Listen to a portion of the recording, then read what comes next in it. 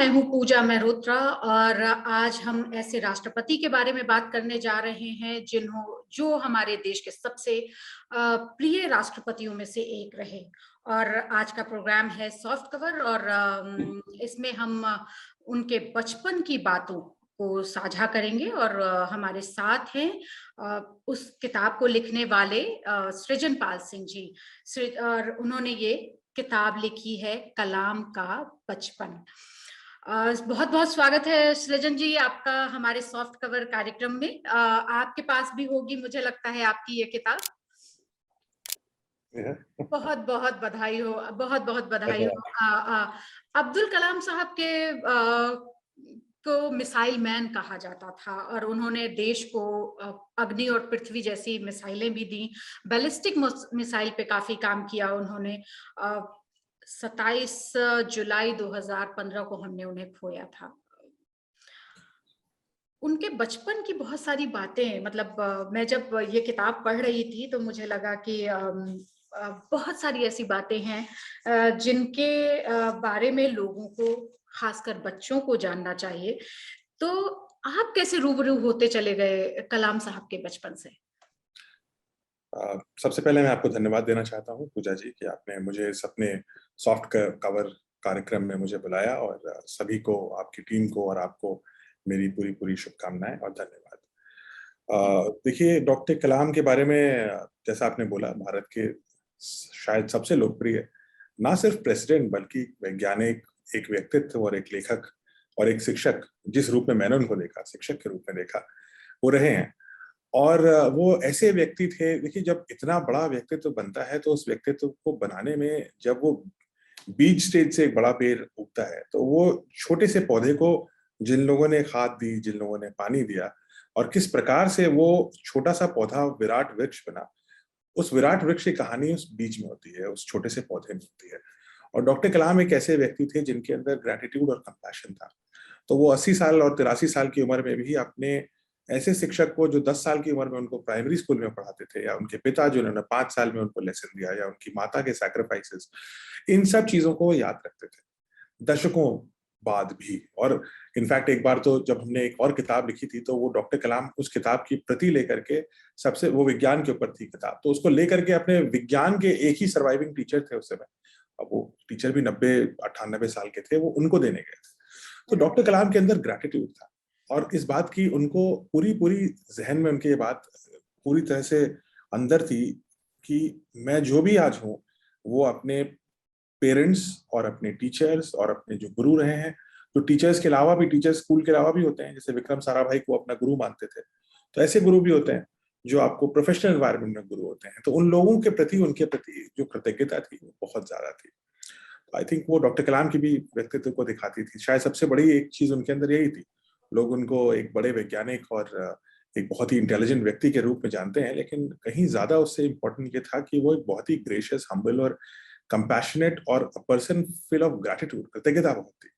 तो इसीलिए वो, जब भी मैं उनके साथ इतने साल काम किए और पढ़ाई भी करी उनके साथ, वो तो शिक्षक थे मेरे IIM अहमदाबाद में, तब से लेकर के उनके अंतिम दिवस तक, यानी 27 जुलाई 2015 तक, वो हमेशा अपने बचपन की कहानियां, अपनी युवावस्था की कहानियां, जिससे उन्होंने कुछ सीखा, वो सीख को लेकर के उस कहानी को बताते थे। तो वो कहानियां लिखते गए और वो बनती गई किताब। तो दैट्स हाउ इट हैपेंड। क्या मतलब जब आप उनके साथ होते थे, जैसे मैं किताब देख रही हूँ उसमें स्केचेस भी बहुत बनाए हैं, हर किताब के साथ स्केच है। क्या ये मतलब स्केच आप लोगों का क्रिएटिव था या पब्लिशर की क्रिएटिव थी? लेकिन बहुत ही खूबसूरत है ये पूरा का पूरा जो कलाम का बचपन है। जब इसको मैं एक एक पेज पढ़ रही थी और उसके बाद आपने नीचे एक एक संदेश दिया है बचपन का, कि जब माँ खाना नहीं खा पाती है तो उनका बड़ा भाई कैसे उनको देखता है। मतलब वो रोमांचित करने वाला था। इसके लिए तो बहुत बहुत शुभकामनाएं आपको, मैं बार बार कह रही हूँ।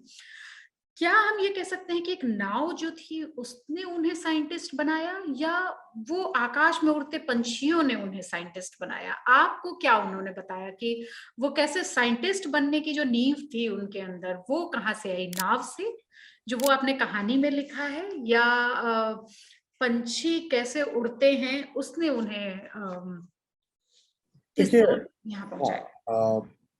ये पहले आपका जो ये इलस्ट्रेशन का प्रश्न था उसका जवाब दिया जाए। हम्म, इलस्ट्रेशन मैंने नहीं बनाई है, इलस्ट्रेशन हमारे पब्लिशर ने बनवाई है। पीयूष जी लीड करते हैं प्रभात पब्लिकेशन को, जी। और प्रभात पब्लिकेशन ने इसको बहुत ही ब्यूटीफुल, मैं तो इतनी अच्छी ड्राइंग नहीं बना सकता, हम्म, लेकिन मुझे लगता है कि ये जो इसके साथ इलस्ट्रेशन है, उस इलस्ट्रेशन में उन्होंने इतनी बेहतरीन तरीके से कैप्चर किया है उस स्टोरी को कि वो काबिले तारीफ है। मैं तो कहानियां बनाता हूँ, चित्र नहीं बनाता, लेकिन कहानियों में चित्र और ये सब चीजें भर देना, ये एक अलग एक्सपर्ट का काम है, तो आर्टिस्ट ने बहुत अच्छा काम किया है।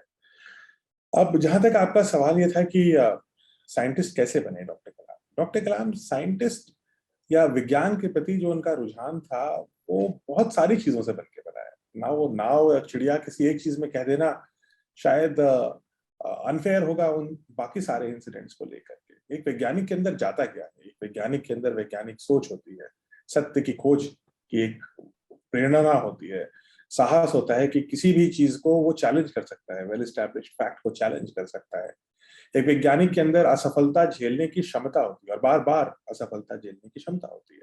विज्ञान का शायद ही कोई ऐसा एक्सपेरिमेंट रहा होगा, इवन डॉक्टर कलाम की जिंदगी में, जो पहली बार में सक्सेसफुल हो गया। असफलताओं से ही विज्ञान सफल बनता है। सो बहुत सारी ऐसी चीजें होती हैं जिसको देख करके कोई वैज्ञानिक बनता है। वैज्ञानिक, एक बच्चा वैज्ञानिक सोच रखता है, पहले वैज्ञानिक बनने से पहले आपको वैज्ञानिक सोच रखनी होती है। दो तीन चीजें, अब वो रामेश्वरम में, क्योंकि उनकी पैदाइश रामेश्वरम में हुई, वो वहीं बढ़े, तो ऐसे बहुत सारे इंसिडेंट्स हुए। अब ये भी है कि वो इंसिडेंट से उन्होंने क्या प्रेरणा ली, वो उस बच्चे की भी महानता थी। तो आप एक ही चीज से दो अलग अलग लेसन ले सकते हैं। चिड़िया वाला इंसिडेंट तो बहुत ही इंपॉर्टेंट है डॉक्टर कलाम की लाइफ में, विज्ञान से ज्यादा उनको पायलट बनाने की प्रेरणा दी उसने। हाँ, राइट। तो अच्छा, उन्होंने हम्म, सो क्या हुआ कि उनके जो एक टीचर थे शिवा सुब्रमण्यम अय्यर, जो 10 साल की उम्र के जब डॉक्टर कलाम थे, तो 5वीं क्लास के जो टीचर थे, वो पढ़ा रहे थे बोर्ड पर कि आप चिड़िया कैसे उड़ती है। अब ये आप मैं आप बात कर रहा हूँ 1940 की। 1940 में आपको ऐसे प्लेन और एयरपोर्ट्स नहीं होते थे, मिलिट्री फ्लाइट्स होती थी, द्वितीय विश्व युद्ध चल रहा था, तो राइट। फ्लाइट्स होती थी, लेकिन आम आदमियों के लिए नहीं होती थी, लड़ने झगड़ने के लिए फ्लाइट का इस्तेमाल होता था।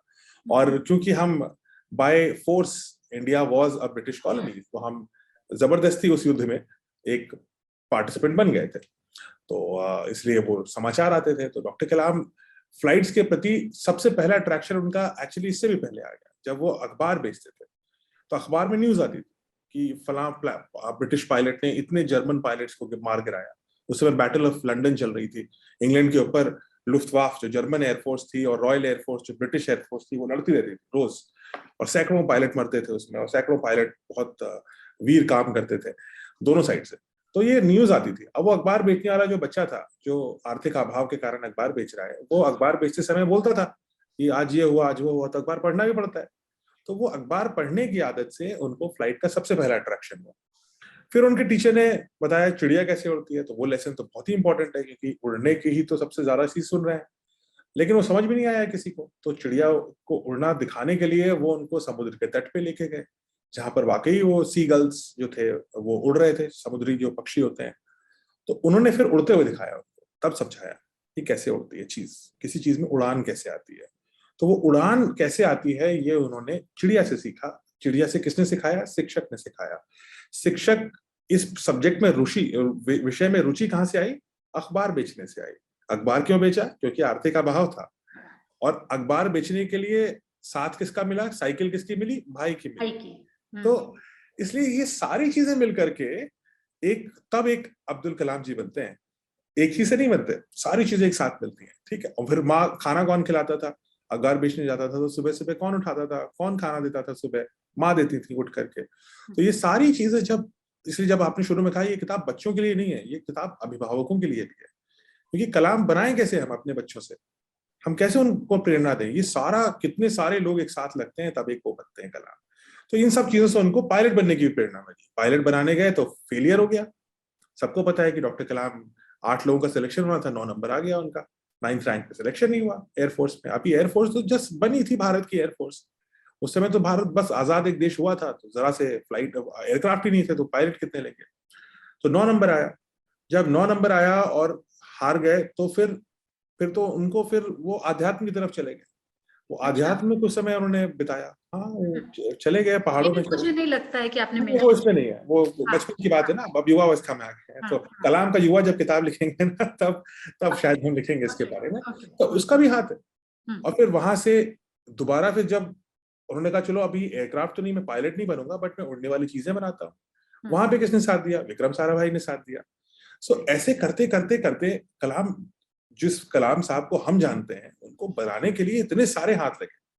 तो कितने कुम्हार लगते हैं एक इतना खूबसूरत बर्तन बनाने में, ये उसका एक स्टेज ये किताब है, बिल्कुल, बचपन का स्टेज। बिल्कुल, और बिल्कुल। जानना ये जरूरी है किसी के लिए जो ये किताब पढ़ रहे हैं, कि हर एक पल पे कैसे उनकी माँ एक एक पल पे सैक्रिफाइस करती थी, कैसे उनके पिता एक एक पल को कोई भी ऐसा मौका नहीं छोड़ते थे कि वो बच्चे को ये सिखा पाए, कि वो तुरंत बताएंगे उनको कि ये नैतिकता है, ये सही है, ये गलत है, सत्य है, असत्य है, सही मार्ग पे चलना है, चाहे उसका खामियाजा भुगतना पड़े। ये उनके पिता ने उनको सिखाया।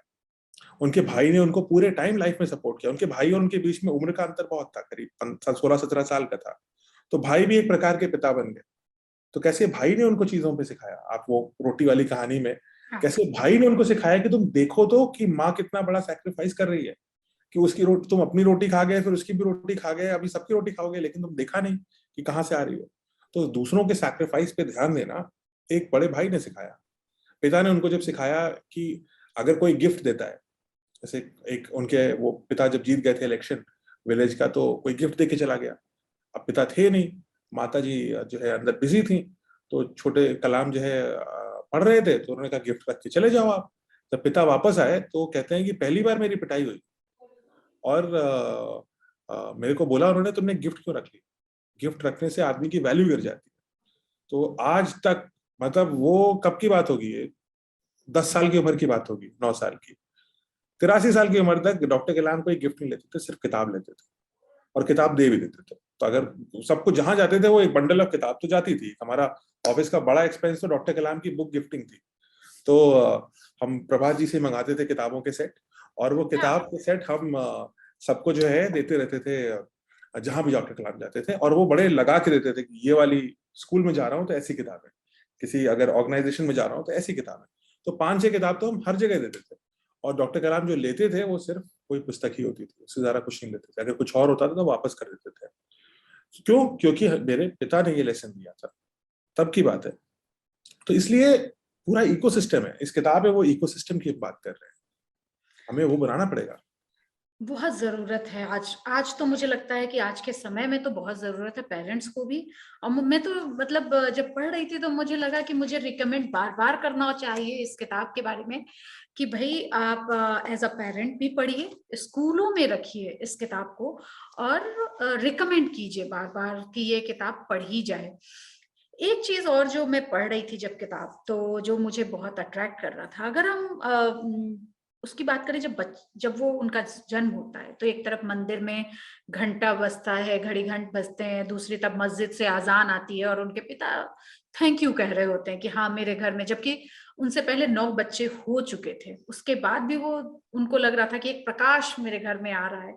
वो आपकी जो कहानी है ना, वो रोंगटे खड़े करने वाली है। एकदम पहली छोटी-सी कहानी है वो, बहुत ज़्यादा। लेकिन अगर बात करें उनके परिवेश की, तो क्या ये कह सकते हैं हिंदू-मुस्लिम तो उस समय भी बहुत होता था। जैसा कि आपने एक किताब में लिखा है, टूट गए बंधन, जिसमें आप बता रहे हैं कि कैसे उनके जो गुरु थे शिव सुब्रमण्यम अय्यर, वो एक ब्राह्मण परिवार के थे और उनकी वाइफ किस तरह से उन्हें पहली बार तो अंदर नहीं जाने देती, लेकिन दूसरी बार उनको अपने साथ ठीक है। बैठा के और खिलाती हैं। वो थोड़ा मुझे लगता है कि आज के परिवेश में और जिस तरह से चीज़ें बदल रही हैं हमारे इर्द-गिर्द, आपको लगता है क्या कि इस तरह की चीज़ें हमें बहुत ज़्यादा बताने की ज़रूरत है हमारी सोसाइटी को, कि जब 40 मतलब 80 साल पहले कह सकते हैं, ऐसा हो सकता है, तो आज क्यों नहीं हो रहा? देखिए डॉक्टर कलाम ऐसे एनवायरनमेंट में उनकी जन्म हुआ, ऐसे परिवार में जो एक मंदिर के साए में रहता था। हाँ, बिल्कुल, वही मैं एक कह रही मुस्लिम परिवार हूँ। है ना, तो रामनाथ मंदिर वहाँ पर बहुत बड़ा मंदिर है, आप देखने योग्य है। और और वहीं पर मस्जिद भी है पास में, दूर नहीं है वो मस्जिद भी, जहाँ पे डॉक्टर कलाम के पिता काफी ज्यादा भी करते थे। और वहां पर अगर आज भी कई ऐसे मुस्लिम परिवार हैं जो इस मंदिर के सर्विसेज में ध्यान देते हैं, जैसे फूल का काम हो गया या प्रसाद का काम हो गया, इसमें है, आज भी है। हमें लगता है कि कभी कभी हम समाज में जो मनों का जो एक तरह से विरोधी परस्पर विरोध होने लगा है, जितना है उससे ज्यादा हम सोचते हैं, क्योंकि हम वही देख रहे हैं, हमें हाईलाइट वही हो रहा है, तो जो चीज हाईलाइट होती है हम वही पढ़ते हैं। आज भी ऐसे बहुत सारे एग्जाम्पल्स हैं और ऐसे बहुत सारे लोग हैं, और अधिकतर लोग ऐसे ही हैं जो इन चीजों पे इतना विश्वास नहीं रखते हैं। हम एक सभ्यता है, भारत एक सभ्यता है। मुझे ऐसा लगता है कि भारत सभ्यता ऐसी है जो ये कहती है कि हर व्यक्ति को अपना रास्ता चुनने का अधिकार भी है और स्वतंत्रता भी है। भारत ऐसा ही है और अंदर से हम ऐसे ही हैं। ठीक है, कुछ ऐसे इंसिडेंट्स होते हैं जो शायद हमें अपने इस फिलॉसफी से अलग करते हैं, लेकिन बाय एंड लार्ज हम यही हैं, यही भारत है और यही भारत सभ्यता है, और ये हमसे कहीं बड़ी है। ये सन 47 से भी ऊपर है। ये भारत तो हजारों साल पुराना है, सबसे पुराना है, तो सबसे पुरानी और ओल्डेस्ट सर्वाइविंग सिविलाइजेशन। और शायद यही डॉक्टर कलाम के अंदर भी यही है। डॉक्टर कलाम, आप सोचिए कि एक ठीक है, मुस्लिम थे, कहने को मुस्लिम थे, पढ़ते क्या थे? गीता पढ़ते थे। क्यों पढ़ते थे? क्योंकि अच्छी लगती थी। स्वतंत्रता है, एक भारतीय होने के नाते उनको लगता था मेरे अंदर स्वतंत्रता है कि मैं कोई भी ग्रंथ पढ़ सकता हूँ और जितना चाहूं उतना पढ़ सकता हूँ। और पढ़ते थे, और गीता पढ़ते ही नहीं थे, पढ़ाते थे। अच्छा। किसी भी लेक्चर में आप जाएंगे तो गीता को कोट करते थे। वो कहते थे गीता में ऐसा लिखा है, उसके हिसाब से ऐसा होना चाहिए। IIM अहमदाबाद में जब वो आए थे तो उन्होंने गीता के बारे में पढ़ाया। उन्होंने कुरान से भी चीजें पढ़ाई, लेकिन उन्होंने गीता से भी पढ़ा। तो और बहुत ही वेल वर्स थे, उनको पूरा ज्ञान था उसका। वीणा बजाते थे। अब कहने को तो वीणा हिंदू कल्चर में माना जाता है, लेकिन वो वीणा बजाते थे, अच्छा लगता ना। क्यों? अच्छी लगती है आवाज मुझे इसकी, तो मैं करूंगा। जो मुझे अच्छा लग रहा है, जो मुझे सही लग रहा है, वो मैं कर रहा हूँ। शाकाहारी थे, अच्छा। अंडा भी नहीं खाते थे वो तो। नहीं, वो ऐसे, बाद में आपने लिखा है कहीं पे कि वो लेकिन थे तो, शाकाहारी। हाँ, हाँ। वो तो बन गए। उनको हाँ। पहले, वो तो बहुत एग्जैक्टली। अच्छी कहानी है, वो हम इसके बाद डिस्कस करते हैं। वो हाँ। वो भी एक अपने आप में बहुत बड़ी कहानी है। हम्म। लेकिन शाकाहारी थे, हम्म। ठीक है। और लेकिन उससे कोई फर्क नहीं पड़ता ना कि उनके सामने वाला अगर कुछ अपने हिसाब से मांसाहार कर रहा है तो करे, वो उसकी मर्जी है, ये मेरी मर्जी है। सो हम्म। डॉक्टर कलाम, आई थिंक वो शुरू वहीं से होता है कि वो एक ऐसी ऐसी जगह पैदा होते हैं जहां पे अजान और मंदिर की घंटी साथ बजती है, जहां पर एक तमिल ब्राह्मण की फैमिली उनका ख्याल रखती है, शुरू में रेजिस्ट भी करती है। हाँ। उनके टीचर ही उनको पढ़ाते हैं, लेकिन उसी टीचर की वाइफ रेजिस्ट करती है कि नहीं, ये बच्चा थोड़ा मुस्लिम है, इसको खाना मैं रसोई में नहीं आने दूंगी। पहले तो खाना नहीं दूंगी, फिर रसोई में नहीं आने दूंगी, लेकिन फिर प्यार से खिलाऊंगी भी। तो वो बात भी वो कर रही है। ऐसा नहीं है कि खाना खराब दे रही है, लेकिन धीरे धीरे रूढ़ियां टूटती हैं। एक चीज ये भी दिखाता है कि संयम चाहिए होता है। हर व्यक्ति ना अपने एक प्री कंसीव नोशन जिसको बोलते हैं, मनोविचार से आता है, और वो मनोविचार उसके अनुभवों से निर्धारित होते हैं। तो हम ये सोचें कि हर व्यक्ति हमारे हिसाब से ही सोचे, वो हमारे ही जितना सेकुलर हो या लिबरल हो या नहीं हो, जो भी हो, जरूरी नहीं है। उसके अनुभव अलग होंगे, और हो सकता है आपके साथ अनुभव उसके साथ ऐसे हों कि वो अपना रास्ता बदल दे। बदल दे। लाइक। लेकिन ये डिमांड नहीं किया जा सकता। हम्म। तो छोटे कलाम अगर यंग कलाम बोलते कि नहीं, मैं तो जाऊंगा ही नहीं, यहाँ तो मेरे तिरस्कार हो गया, तो शायद वो अपने टीचर को भी खो देते। हम्म। या उनके टीचर बोलते कि नहीं, आप अपनी वाइफ को ये नहीं बोला उन्होंने कि नहीं तुम्हें करना पड़ेगा। धीरे धीरे असिमिलेट किया, एक घर के अंदर ही अपनी ही पत्नी के साथ धीरे धीरे उन्होंने वार्ता करी और असिमिलेट कराया। सो हमें लगता है कि हमें लोगों के साथ एक लेसन उसमें यह है कि संयम आवश्यक है। हमें व्यक्तियों के साथ संयम रखना पड़ता है हम्म। कि हर व्यक्ति अलग होता है। तो इवन एक छोटा बच्चा भी संयम रख पाया डॉक्टर कलाम के रूप में।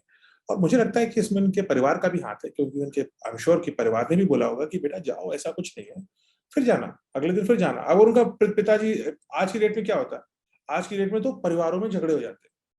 उन कलाम साहब के पिताजी पहुंच जाते टीचर के यहाँ और कहते तुमने ऐसा क्यों किया, बट नहीं किया, नहीं किया। है ना। आज की डेट में तो ऐसा ही होता है। सो हम लोगों के अंदर संयम कम हो गया है। मुझे नहीं लगता कि हमारे अंदर सहिष्णुता कम हुई है, वो अभी भी है, लेकिन हमारे अंदर संयम कम हो गया है। एक कहानी जो मुझे बहुत अट्रैक्ट की, या कहें कि मुझे खुद को समझने में समय लगा, वो थी पहली असली कमाई। जो इमली के बीज बेचते हैं, मतलब अखबार बेचते हैं, वो तो सही था, मतलब वो तो बहुत पढ़ा लिखा गया। लेकिन आपने एक कहानी लिखी जो मुझे लगता है बहुत कम लोगों ने पढ़ी होगी, वो इमली बेचने की कहानी। वो छोटे से बहुत कम शब्दों में अगर आप हमें हमारे पाठकों और हमारे दर्शकों को बताएं कि वो कहाँ से शुरू हुआ और वो किस तरह से उसने उन्हें कैसे आगे बढ़ाया, और वो क्या समय था उनकी लाइफ का जब वो इमली बेचने निकले, इमली के बीज बेचने निकले। हाँ, तो देखिए ये क्या है कि डॉक्टर कलाम, आप बात कर रहे हैं 1930s और अर्ली 1940s की। हम्म। उस समय भारत बेहद गरीब देश था। हम्म। और गरीब देश तो अंग्रेजों ने हमें बना के रखा ही था, लेकिन जब अंग्रेजों की अपनी लड़ाई हुई, फर्स्ट सेकेंड वर्ल्ड वॉर, बहुत चल तो रही थी। अंग्रेजों ने सेकेंड वर्ल्ड वॉर में भारत से बहुत सारी अर्थव्यवस्था खराब कर दी, और अर्थव्यवस्था से ज्यादा भारत की फूड चेन खराब कर दी। यानी कि यहाँ का जो राशन, जो हमारा अपना खाना था, वो यूरोप के वॉर्स में जाने लगा, और यूरोप के वॉर को पहले खाना जाता था और हमें कम आता था। इस वजह से पूरे भारत में भूखमरी की हालत थी। इनफैक्ट बहुत ही कम लोगों को इतिहास में, ये एक और डॉक्टर कलाम के साथ किताब में हमने इस पर रिसर्च किया था, द्वितीय विश्व युद्ध की सबसे बड़ी जो त्रासदी थी वो भारत में हुई थी। यहाँ करीब 60-70 लाख लोग भूख से बंगाल में अकेले मर गए थे 1943 में। अब इस बारे में हम कोई बात नहीं करते क्योंकि वो भारत में हुआ था। अगर यूरोप में होता तो शायद एक बहुत बड़ी न्यूज होती, उसमें हम हिटलर जैसे लोगों का फिर कहते कि चर्चिल भी हिटलर थे, ऐसी बात करते। लेकिन भारत में त्रासदियों को अंग्रेजों ने कारपेट के नीचे डाल दिया। लेकिन उस त्रासदी का इम्पैक्ट ये था कि पूरे भारत में था। इनफैक्ट रामेश्वरम जैसी जगहों पर उस समय गेहूं बंटने लगा, क्योंकि राशन से जो थोड़ा, मतलब वो हर व्यक्ति के हिसाब से खाना आता था। तो वो इसलिए वो रोटी वाला प्रॉब्लम भी होने हाँ। लगा। हाँ। रोटी आई क्यों? आप, एक सवाल ये था कि रामेश्वरम में लोग रोटी क्यों खा रहे थे, क्योंकि ये तो साउथ इंडियन में तो हाँ, चावल होता है, चावल होता क्योंकि है। चावल सब यूरोप भेज दे रहे थे। हम्म। तो चावल यूरोप चला जाता था, तो जो बचता था वो गेहूं भारत में बढ़ जाता था। तो इसीलिए मजबूरी के कारण डॉक्टर कलाम ने रोटी भी खाना शुरू किया, और वो जीवन के अंत तक पराठे और रोटी खाते थे।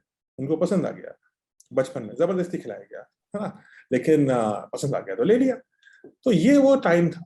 उस समय हर एक घर के हर बच्चे को, जो जिम्मेदार बच्चे होते थे, उनको लगता था कि हम कुछ कंट्रीब्यूट करें, क्योंकि सब कुछ बिजनेस ठप हो चुके थे, चीजें डिफिकल्टी में थी। उस समय की बात है, ये अखबार बेचने से भी पहले की बात है। हाँ, अब इसीलिए क्या मैंने करें? कहा कि हम लोगों ने कलाम साहब ने अखबार बेचा बचपन में, वो तो हम लोगों ने सभी ने पढ़ा। लेकिन इमली के बीज घर घर जाके और इकट्ठे किए और उससे एक आना कमाया, मुझे लगता है कि वो कहीं दबा कुचा रह गया। उसके लिए बहुत थैंक यू तो आप। ये जो इमली गिरती थी ना, ये हाँ। पेड़ों से गिर जाती है मौसम में, तो हम्म। ये इमली की डिमांड साउथ इंडिया में बहुत होती है, क्योंकि सांबर में और चटनी में इमली पड़ती है। तो और इमली ऐसी चीज थी, अब आज भी, और आप, हम जब छोटे थे तब भी इमली तो सबने बटोरी है, बेची नहीं है लेकिन बटोरी सबने है। तो इमली के जो है वो मेहनत का काम है, बच्चे बटोर लेते हैं जल्दी जल्दी। तो डॉक्टर कलाम क्या करते थे कि वो पेड़ों से इमली बटोरते थे, और इमली जो गिरती थी उसको बटोर लेते थे, और वो बटोर करके वो जाकर के उसको बेचते थे। और एक आना मिलता था। एक आना कुछ खास नहीं होता है, वो रुपए का मेरे ख्याल में 16वां हिस्सा होता है, बट उस समय रुपए का 16वां हिस्से में आपको एक टाइम का खाना तो मिल जाता था। तो वो अपने खाने का एटलीस्ट पैसा खुद निकालने की कोशिश करते थे। अब ये भी शिक्षा की बात है, बिकॉज बच्चे को परिवार की आर्थिक स्थिति को देख करके जिम्मेदारी ले लेना कि चलो मैं अपने खाने के लायक तो इमली निकाल लूंगा, एक बड़ी बात थी। तो ये सब, और उससे भी उन्होंने बहुत कुछ सीखा, क्योंकि वही दिखाता है कि डिफिकल्ट सर्कमस्टेंसेज में भी आप कम रिसोर्सेज को कुछ तो करोगे। अगर रिसोर्स कम है तो भी कुछ आप करोगे, कुछ तो हाथ बटाओगे, और वो चीज एंड तक डॉक्टर कलाम के साथ थी। तो इमली बेचने के वजह से ही फिर उनको लगा कि अभी और पैसा कैसे कमाएं, तो अखबार बेचते हैं। अखबार बेचने का फायदा यह था कि स्कूल जा सकते थे। तो इमली तो शाम की काम है, क्योंकि स्कूल तो जाना ही है। सुबह अखबार बेच सकते हो आप, क्योंकि सुबह जल्दी उठ करके जाना है आपको। तो इस प्रकार से इन्होंने, ये बिकेम एन एंटरप्रेन्योर अपने जमाने के। ही वाज, अब आज की डेट में होते तो शायद अखबारों में आपके निकलता कि उन्होंने चाइल्ड एंटरप्रेन्योर। हाँ, उन्होंने एक जगह लिखा है कि पिता ने उनको बार बार कहा कि आत्मनिर्भर कैसे बनना है। वो भी एक कहानी मैं इसमें पढ़ रही थी। एक कहानी जो मुझे, बहुत सारे सवाल मेरे अंदर अभी चल रहे हैं।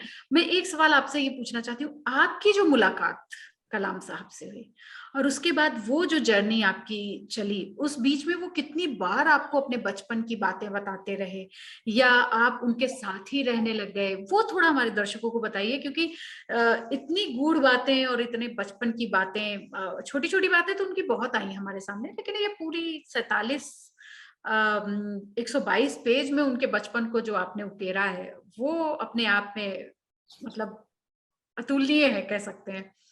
वो बताइए कि आपको कैसे वो बताते थे? डॉक्टर कलाम के साथ मेरा सबसे पहले मुलाकात 2008 में हुई, जब मैं IIM अहमदाबाद में था और वो शिक्षक थे हमारे, पढ़ाने आए थे कोर्स, और मैं उस समय छात्र प्रेसिडेंट होते थे हमारे यहाँ, उसको जनरल सेक्रेटरी बोलते थे, बट कॉमन भाषा में जिसको स्टूडेंट प्रेसिडेंट बोलते हैं, मैं वो था, उनका उनका छात्र भी था उस क्लास का। और उसके बाद क्लास में मुलाकात हुई, जितनी बार हुई 6 बार आए थे वो।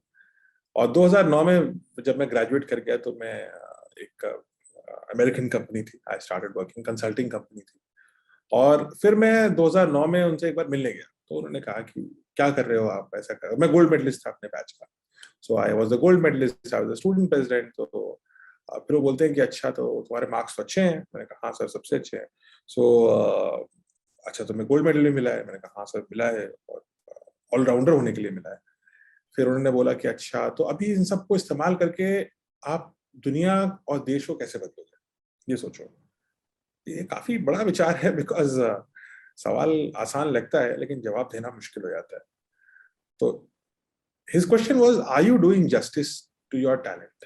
क्या आप अपने टैलेंट, या जो भी आप किस्मत भी है, भाग्य भी है, इसमें तो बहुत सारे लोग टैलेंटेड होते हैं, भाग्य की वजह से पीछे रह जाते हैं, तो इन सब चीजों का हम लोग, क्या हम जस्टिस कर रहे हैं इसके साथ? तो दैट इज अ थॉट जो उन्होंने मेरे दिमाग में डाल दी। तो इस विचार को लेकर के काफी भारी विचार है। और फिर बातचीत हमारी चलती रही। फिर उन्होंने एक दिन बोला कि बातचीत होती रही, उन्होंने कहा कि you can work with me, let's work together on this. तो अब ऐसे मौके को कौन जाने देगा? तो फिर मैंने वो नौकरी छोड़ी और मैं डॉक्टर कलाम के साथ फिर मैं वहीं रहता भी था। अब उस समय आई वाज जस्ट, मतलब मैं तो छोड़ करके एकदम, कितने साल का होगा, 25 साल के हो गए, हाँ ऐसे ही कुछ होंगे। सो डॉक्टर कलाम ने फिर बोला कि चलो इस पे, ये प्रोजेक्ट है पूरा providing urban amenities in rural areas, उस पे काम करते हैं शुरू में। तो हमने वहां से शुरू करते करते करते करते 7 साल हो गए, और उसमें कई, अधिकतर समय उसी घर में, वो 10 राजाजी मार्ग भी में रह जाता था। सो हमारा ब्रेकफास्ट, लंच, डिनर सब साथ होता था। और डॉक्टर कलाम जब भी, उनके पास ये चीज थी कि बात करते करते वो कुछ प्रेरणा जरूर देते थे। सो 3 बजे टहलते थे तो साथ हम टहलते थे, तो टहलते टहलते कुछ बताते थे, कभी अपने बचपन की बातें, कभी नेचर की बातें, कभी जो दिख रहा था उसी की कमेंट्री उनकी इतनी अच्छी होती थी कि एक फूल के ऊपर मधुमक्खी बैठी है, उसकी भी वो इतनी अच्छी कमेंट्री कर देंगे आपको। और वो मधुमक्खी से भी कितना इंस्पिरेशन आपको मिलेगा। एक बड़े से विराट पेड़ है जो उनके घर में, 110 साल पुराना, वो उस पेड़ की कितनी उनकी कल्पना थी उसके अराउंड। जो मोर घूमते थे उसकी कितनी कल्पना, फिर उनके बचपन की यादें, उनके टीचर की यादें, उनकी युवा अवस्था की एक्सपीरियंसेस। और धीरे धीरे आपको लगेगा कि ये कितना ओवरवेलमिंग है। अभी तो सिर्फ बचपन की कहानियां हैं, ऐसी तो बहुत सारी और कहानियां हैं। हर 10 साल में आप 40 कहानियां ऐसे निकाल सकते हैं, और 40 की 40 वो ऐसी होंगी जो आपको लगेगा कि शायद हम एक दो ही याद रख पाएंगे अपनी जिंदगी में अगर ऐसी होती है, लेकिन वो उतने याद रखते थे। और उसको, उससे क्या प्रेरणा लेनी है वो इम्पोर्टेंट था। कहानियां तो हो सकती हैं, लेकिन करा क्या आपने उसका? तो ये कहानियां ऐसी हैं जो डॉक्टर कलाम ने कभी कभी चलते हुए, कभी कहीं बात करते हुए, कभी खाना खाते हुए आसपास हम लोगों ने बात करी है। वो खाना देखेंगे तो उनको याद आ जाएगा, अच्छा तो कोई मेरे साथ ऐसा हुआ था एक बार, वैसा हुआ था। तो काफी एक, I think he had a very strong memory and a very strong recall. कोई चीज देख करके उनको याद आ जाती थी ऐसा भी हुआ था। तो उनको अगर एक गिलास दूध देखेंगे तो उनको याद आ जाएगा कि मैं उड़ीसा में चांदीपुर जाता था, तो एक और 1990 में तो एक ढाबा था, वहां ढाबे का नाम ये था, वहां पे बड़ा अच्छा दूध मिलता था, ऐसा ही गरम गरम, हम रास्ते में पीते हुए जाते थे जब मिसाइल एक्सपेरिमेंट करने जाते थे, मिसाइल वाला। तो his memory was very sharp I think, and that, क्योंकि मेरे पास समय था इसलिए वो ऐसी कहानियां बताते रहते थे, तो हम लिख लेते थे। तो हम लिख करके फिर उसको लिख लिख करके इवेंचुअली वो किताब बन गई। That's what it is. एक और जो बहुत कम सामने आया, या शायद मेरी नजर से बच गया होगा क्योंकि कलाम तो हर किसी के फेवरेट रहे, बहन जोहरा की कहानी, जिसने ज्वेलरी बेच दी उनको पढ़ाने के लिए। तो वो जब वो सुनाते थे आपको या किसी को भी, जब मग्न होते होंगे या कुछ ऐसा वाकया आप जैसा बता रहे हैं कि एक वाकया आता था उसके बाद वो कहानी सुनाते थे या बताते थे कि ऐसा हुआ, वो जो मोमेंट था उसके बारे में आप थोड़ा बताएं हमें कि वो देखिए, कैसे, है ना? डॉक्टर कलाम के जीवन में, और बहुत इंपॉर्टेंट है, देखिए अभी हमने उनके भाई की तो बात करी कि उन्होंने कितना कुछ सिखाया, उनकी माँ की बात करी कि कैसे उन्होंने रोटी जो है अपने हिस्से की खिला देती थी, किस प्रकार से वो हमेशा उनको प्यार और स्नेह से समझाती थी। पिता थोड़े मैसेज देते थे प्रेरणा में और थोड़ी सख्ती से भी दे देते थे। माँ हमेशा उसके पोलर ऑपोजिट होकर के स्नेह से उसी चीज को दोबारा समझाती थी। तो इसी क्रम में उनकी जो बहन थी वो बड़ी इंस्पिरेशनल थी पूरी फैमिली में। One of very intelligent woman, he always said कि जो हमारी बहन थी वो बेहद एक साइलेंट सैक्रिफाइस जो होता है ना, वो उस प्रकार की व्यक्ति थी और शायद माँ से इंस्पायर्ड थी उनकी। और माँ के साथ हाथ बटाती थी, कठिन दौर में उन्होंने भी काफी हाथ बटाया। और जब डॉक्टर कलाम को कभी भी कठिनाई हुई तो एक कहते हैं ना बड़ी बहन माँ समान हो जाती है, तो वो माँ समान जो है उन्होंने शायद उससे भी ज्यादा उन्होंने सैक्रिफाइसेस किए। और बहन ने जब डॉक्टर कलाम को छात्र वो पैसे फीस के लिए पैसे की आवश्यकता थी, तो पैसे कहाँ से, अब उस जमाने में बैंक तो मिलते नहीं थे कि लोन मिल जाएगा कहीं से भी आपको, वो सब तो होता नहीं था। तो कैसे मिलेगा पैसा, चाहिए होगा, बहुत ज्यादा नहीं था लेकिन उस उनके लिए बहुत ज्यादा था। तो आप कैसे करेंगे, तो उन्होंने अपने गहने गिरवी रखे और उनको पढ़ाने के लिए उन्होंने कहा कि तुम पढ़ने से मत कोताही करना, पढ़ाई करो आप पूरी, उसकी चिंता मत करो कि कैसे पैसे आने हैं। और बहन ने ऐसा काम किया, बड़ी बहन ने। तो आई थिंक परिवार के अंदर अब नहीं करती वो तो पढ़ाई नहीं हो पाती। तो डॉक्टर कलाम नहीं पढ़ पाते, पायलट नहीं बन, पायलट तो खैर नहीं बन पाए, लेकिन वो जो साइंटिस्ट बने, एरोनॉटिकल इंजीनियर, वो नहीं बन पाते, वो नहीं बनते तो स्पेस में नहीं जाते, तो शायद भारत को मिसाइल नहीं मिलती। तो उस महिला की सैक्रिफाइस उसकी बहुत बड़ी बात होगी ना, उसके गहने, उसके भाई भाई जोड़ करके उसको मिले होंगे, उसकी संपत्ति थी। फैमिली रही होगी, उसकी खुद की हाँ, फैमिली रही होगी जो हाँ उसकी खुद बहुत बहुत सारी चीजें होंगी, कितने लोगों को उसने कन्विंस किया होगा कि मैं क्यों कर रही हूँ। हम्म, तो इतनी सारी चीजें कर पाना, और रिस्क तो है ही, तो रिस्क लिया उसने और पढ़ाई के ऊपर रिस्क लिया। तो आई थिंक ये जो रोल होता है ना कि एक बड़ी बहन माता बन जाती है, माँ बन जाती है एक समय अपने छोटे भाइयों के, सबसे छोटे के लिए तो बहुत ज्यादा बन जाती है। वो शायद तो सबसे छोटे ही थे, नहीं? डॉक्टर कलाम सबसे छोटे थे, तो सबसे छोटे भाई थे, तो सबसे ज्यादा स्नेह उसी को मिलता है, बहन का। Hmm. So I think that is how it happened, it's very important. और उस बहन के भी परिवार की सराहना करनी चाहिए। कलाम साहब का आध्यात्मिकता से जो जुड़ाव बढ़ता चला गया, और जैसा आपने बताया कि वो गीता भी पढ़ते थे, कुरान भी पढ़ते थे, और अरबी में तो बहुत सारी पढ़ाई उन्होंने। बचपन में तो वो सुबह 4 बजे ही अरबी पढ़ने, जैसा आप लिख रहे हैं कि 4 बजे ही चले जाते थे।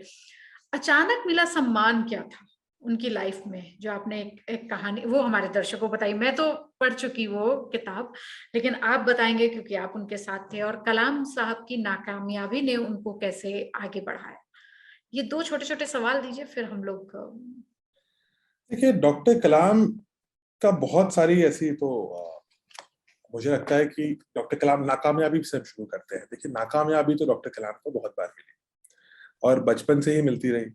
अब सबसे बड़ी नाकामयाबी तो उनकी ये थी कि जो वो बोलते थे कि मैं तो पायलट बनना चाहता था, अच्छा, वो लेकिन अभी अभी तक उनको उस चीज का दुख था जब आप वो उसका दुख था। लेकिन सबसे बड़ी नाकामयाबी तो शायद इस किताब से भी परे है, वो मैं आपको बताता हूँ। ये सवाल पूछा गया था उससे कि अच्छा, सबसे बड़ी आपकी जिंदगी में सबसे बड़ी नाकामयाबी क्या है।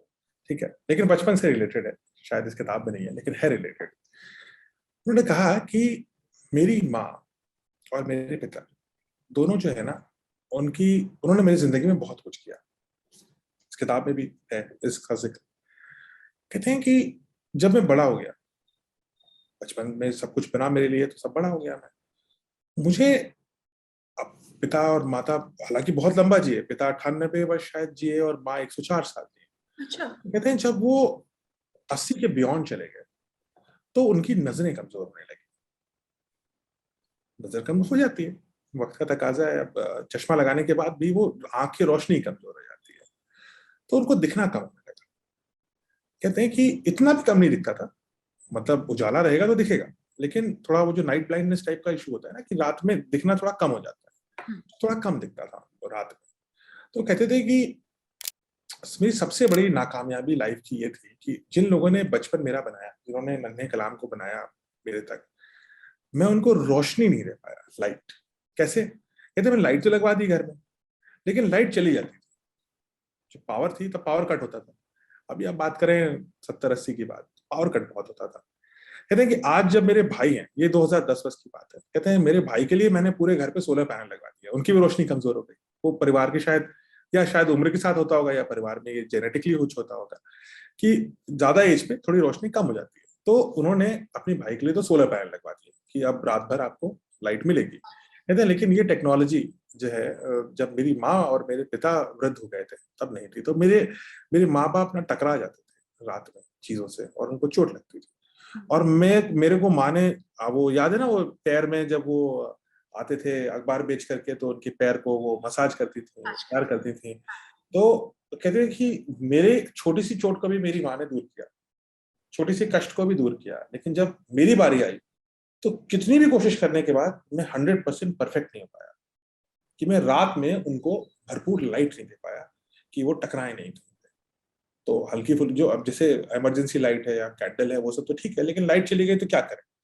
तो कहते थे ये मेरे की दिक्कत थी। मुझे लगता है कि मैं एक वैज्ञानिक के रूप में भी इसमें असफल था, और मैं एक मेरी जिंदगी की सबसे बड़ा रिग्रेट, सबसे बड़ी असफलता यही है कि मैं ऐसा नहीं कर पाया। और ये मेरी जिंदगी का सबसे बड़ा वो है। आपके दूसरे सवाल का भी जवाब लोगों ने पूछा उनसे कि मेरी सबसे बड़ी सफलता क्या है। ये सवाल बहुत आवश्यक है, बिकॉज बहुत सारी, अब तो ये हम बचपन से भी बाहर आ गए। तो लोगों ने बोला है कि मेरी सबसे बड़ी सफलता, मैंने बोला सर आपको ऑप्शन दे देते हैं। आप साइंटिस्ट रहे हैं, बहुत बड़े आप स्पेस में गए, आपने मिसाइल बनाया, आप राष्ट्रपति बने, आपकी सबसे बड़ा सफलता क्या है। तो बोलते हैं इनमें से कोई नहीं।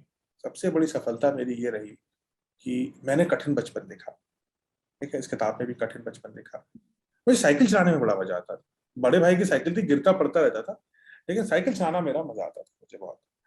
तो कहते हैं कि एक दिन मैं आरसीआई हैदराबाद में था, और हम लोग वो अग्नि मिसाइल बना रहे थे, और एक डॉक्टर मेरे पास आए, और उन डॉक्टर ने बोला कि सर आपको एक विजिट है, जैसे लोग बुलाते हैं ना इवेंट में। तो एक पोलियोग्रस्त बच्चों की सभा थी, और वो पोलियोग्रस्त बच्चे जो है, भारी भारी कैलिपर जो होते हैं पैर, नकली, वो उस समय लोहे के थे, लोहे नहीं स्टील के बनते थे, भारी होते थे। एक 4-5 किलो का एक पैर में लगता था। छोटा बच्चा 8 साल का। कहते हैं मैं सोचता था कि जब मैं छोटा कलाम था, नन्हा बच्चा था, तो मैं कैसे, अगर मेरे पैर पे कोई 8 किलो का वजन लगा दे ऐसे, तो मैं कैसे चलता। तो मुझे बहुत कष्ट हुआ। तो मैं वापस आया, और मैंने सैटरडे संडे को जब छुट्टियां होती थी, तो अपनी टीम के कुछ लोगों को बुलाया और उनको बोला कि हम जो अग्नि मिसाइल में मटेरियल लगा रहे हैं वो हल्का है, क्योंकि मिसाइल में हल्का और ताकतवर मटेरियल चाहिए। तो कार्बन मटेरियल होता है, कार्बन कार्बन कार्बन कार्बन के बॉन्ड होते हैं उसमें। तो उन्होंने कहा कि हम इस मटेरियल को यूज करके क्या हम कुछ कर सकते हैं। सो जो स्क्रैपिंग थी, जो बचा कुचा मटेरियल था, उस मटेरियल को यूज करके इन्होंने एक कैलिपर बनाया पैर का, और वो कैलिपर उन बच्चों को लगाया। तो जो 4 किलो का वजन था वो 400 ग्राम हो गया, 1/10। और स्ट्रेंथ स्टील से भी ज्यादा, टूटेगा तो है ही नहीं वो। स्ट्रेंथ भी बढ़ गई और वजन 1/10 हो गया, 10%। तो कहते हैं फिर मैं जब गया और मैंने देखा ये बच्चे साइकिल चला रहे हैं, ये बच्चे फुटबॉल मैच किया उन बच्चों ने, और उनकी माओं को मैंने देखा, तो मुझे अपनी माँ की याद आई, और मुझे लगा मैंने अपनी माँ के लिए कुछ कर दिया। और मुझे ये लगा कि मुझे साइकिल चलाने में मजा आता था अखबार बेचते समय। मेरा आधा मोटिवेशन तो यही था कि मेरे को साइकिल चलाने को मिलेगा। तो अब ये बच्चे साइकिल चला ले रहे हैं, ये भी कितने खुश हैं, और ये बच्चे कूद रहे हैं, दौड़ रहे हैं, उनकी माएँ रो रही हैं खुशी से। मेरी जिंदगी में सबसे बड़ा सुख यही है, सबसे बड़ी सफलता ये थी, और सबसे बड़ी विफलता यही थी। लेकिन ये मैं आपको इसलिए बता रहा हूँ, और किताब से परे है, लेकिन इस किताब में जो लिखा है वो यहाँ तक पहुंचने में कारगर होती है। जब व्यक्ति बचपन में विफलता देखता है, तो वो असफलता को हैंडल करने की क्षमता रखता है। छोटी सी असफलता भी अगर होती है तो रखता है। अगर उसको एक इकोसिस्टम मिलता है केयर का, कंपैशन का, काइंडनेस का, तो वो जिंदगी भर काइंड रहता है। और काइंडनेस, डॉक्टर कलाम कहते थे कि सबसे बड़ी हैप्पीनेस का सूत्र क्या है। लोगों ने पूछा आप खुश कैसे रहते हैं। अरे आपकी उम्र पे तो आपके तो इतने बड़े बड़े बाल है ना, आप 80 साल के हो गए और आप तो एकदम फुल ऑन बाल है। आप देखिए फोटो मेरे पीछे कितने सारे हैं ना। आप कहते थे सर आप तो मतलब एकदम रॉक स्टार हैं, कैसे है। सो आपको चिंता नहीं होती, आप दुखी नहीं होते, मतलब तभी आपके बाल नहीं झड़ते। तो वो बोलते हैं कि खुशी क्यों होती है। लोगों ने पूछा हाउ आर यू हैप्पी, तो उन्होंने बोला I am happy that's why, ऐसा I am happy so I am fine. तो हाउ आर यू हैप्पी, आप हैप्पी कैसे रहते हो। हैप्पीनेस का एक ही स्रोत है कि आप एक मंत्र ले लीजिए, व्हाट कैन आई गिव, मैं क्या दे सकता हूँ। आप हमेशा पूछिए कि मैं क्या अच्छा कर सकता है। लोगों को लगता है कि बड़ा ये हमारे भौतिकवादी दुनिया में ये काउंटर इंट्यूटिव हो गया है, हम पूछते नहीं है क्योंकि लगता है ये तो स्टूपिड है, तो बेवकूफी है, ये पूछना चाहिए कि क्या मिलेगा, और हम उस होड़ में लगे हुए हैं। हम ये नहीं सोचते हम क्या दे सकते हैं। शायद हमें एक नन्हे कलाम की तरह सोचना चाहिए कि तिरस्कार को कैसे हैंडल करना है, फेलियर को कैसे हैंडल करना है, अगर मैं किसी सब्जेक्ट में नंबर नहीं अच्छा है तो कैसे हैंडल करना है। उनके जीवन में आगे चल के उन्होंने बहुत सारे ऐसे असफलताओं को हैंडल किया, बचपन से ही करते आ रहे हैं। कठिनाइयों से अगर अभाव दिख रहा है और किसी के पास है और आपके पास नहीं है, तो इसका अर्थ ये नहीं है कि आप डिसएडवांटेज्ड है ना। Just because you have lack of resources doesn't make you disadvantaged. आप तब भी उसका कुछ बना सकते हैं। डॉक्टर कलाम ने कितनी बार बनाया कि डिसएडवांटेज को ही अपनी स्ट्रेंथ बना दिया, कोई अभाव को अपना स्ट्रेंथ बना दिया, वो भी है स्किल है। ये सीखना कि हम बच्चों को कैसे रेज करें, उनके सामने क्या बोलना है, क्या नहीं बोलना है, कैसे कैसे बिहेव करना है। कोई बहुत पढ़े लिखे नहीं थे उनके पिता, उनकी माता तो बहुत ही कम पढ़ी लिखी थी, वो बहन भी बहुत पढ़ी लिखी नहीं थी, ना ही उनके भाई बहुत पढ़े लिखे। पूरे परिवार में उस समय कोई नहीं ज्यादा पढ़ा लिखा था। एक दूर के मामा थे, वो पढ़े लिखे थे थोड़े बहुत, लेकिन उसके बाद भी ये पता था कि शिक्षा का महत्व क्या है, और सबने मिलकर के एक बच्चे में वो सारा महत्व डाला, वो सारा अपना एफर्ट एक बच्चे में डाला। तो परिवार की किताब है, परिवार की कहानी है ये। डॉक्टर कलाम कोई अकेले कहानी नहीं, ये एक समाज की कहानी है। राष्ट्र को जो मिला उसमें रामेश्वरम के उस समाज की बहुत बड़ी एफर्ट है, और हमें ग्रैटिट्यूड है, होना चाहिए एज ए राष्ट्र कि इतना कुछ हमें इसलिए मिला क्योंकि उस समाज के उस तबके ने सब कुछ भुला करके ये किया। राइट। बहुत अच्छा लगा सृजनपाल सिंह जी आपसे बात करके। सबसे बड़ा मैसेज तो यही है कि आपको हार नहीं माननी है। कलाम साहब का जीवन जो है वो हमें बचपन से ही उनकी जिन चीज़ों को और जिस स्ट्रगल को आपने दिखाने की कोशिश की है, तो मैं अपने श्रोताओं और दर्शकों से ये कहना चाहती हूँ कि उन कुछ भी अलग नहीं था, बस छोटी-छोटी सी चीज़ें जुड़ती गईं और जिसको उन्होंने अपने अंदर जीना शुरू कर दिया और समाज को देने की भी कोशिश करने लगे, जिसने कलाम को कलाम बना दिया। बिल्कुल, बिल्कुल, यही बात और है। यही कहना चाहिए हमें, और आपसे मिलके बहुत अच्छा लगा पूजा जी। और आप डॉक्टर कलाम की जो है कि एनिवर्सरी ऑफ पैसेज 27 जुलाई को है, और आई थिंक हमें उनको याद रखना चाहिए और उनके लेसन्स को याद रखना चाहिए। और हमें ना सिर्फ हम ये बात करें कि उनकी जिंदगी में कौन कौन है, कैसे कैसे किया, बट हम कलाम बनने की कोशिश करें, क्योंकि किसी चीज को जानने का तो मकसद यही है कि हम वो बने, हम वैसे बने, और हम बन सकते हैं। कलाम बनने के लिए आपको कोई बहुत बहुत मुश्किल कार्य नहीं चाहिए, आपको कोई ऐसा बहुत बड़ा वो नहीं चाहिए कि आपको सुपर पावर होनी चाहिए। The biggest super power is in all of us, है ना। वो सुपर पावर हम सब के अंदर है। दूसरों का ध्यान रखना, कंपैशन रखना, काइंडनेस रखना, सही विचार रखना, सही खाना खाना। वो रेगुलर थे, अपने खाने और पीने के बारे में भी रेगुलर थे, अपने एक्सरसाइज के बारे में रेगुलर थे, अपने हेल्थ का भी ध्यान रखना, अपने आसपास के लोगों की हेल्थ का ध्यान रखना। छोटी छोटी चीजों का, अगर मैं मोटरसाइकिल से तब आता था, तो वो अब बारिश का सीजन है आजकल, तो मुझे याद है, तो वो बोलते थे कि मोटरसाइकिल ना पहले झाड़ो, उसमें छिपकली ना गिर जाए। अच्छा। पेट के नीचे रखे तो कहते थे छिपकली गिर जाएगी, वो एकदम से निकल आएगी। रोज मेरे को बोलते थे। अब छोटी सी चीजें कहते हैं कि उससे बहुत खतरा होता है, तो पहले साफ करवाओ। अब उनको पता था मेरे को छिपकली से डर लगता है, तो वो हमेशा कहेंगे कि ये चेक कराओ उसकी पहले मोटरसाइकिल की, वो तो नहीं गिर गई। रोज का ये काम करते थे। छोटी सी चीज है ना, लेकिन ध्यान रखने की बात। तो आई थिंक लोगों को अपने मन में हमें बसाना है, तो उनका ध्यान रखना आवश्यक है। ओके। बहुत-बहुत धन्यवाद सृजनपाल सिंह जी। फिर मुलाकात होगी एक नए अंक के साथ, फिर कोई एक नए किताब के साथ। और मैं फिर अपने दर्शकों को ये कहना चाहती हूँ कि एक बार ये किताब ज़रूर पढ़ें, अभिभावक भी ज़रूर पढ़ें और बच्चे तो पढ़ें ही, क्योंकि ज़िंदगी स्ट्रगल का नाम है और उसी से आगे निकल के आप एक कलाम बन जाते हैं। धन्यवाद आपका बहुत-बहुत। धन्यवाद।